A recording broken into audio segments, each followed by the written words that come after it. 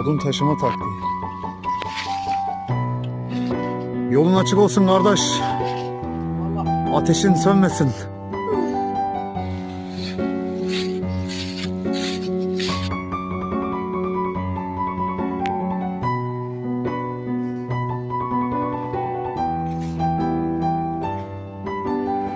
Adam var.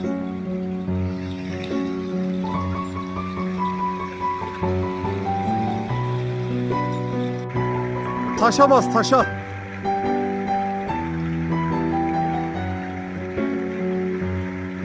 Yer taşı. Babası gibi ormancı ya.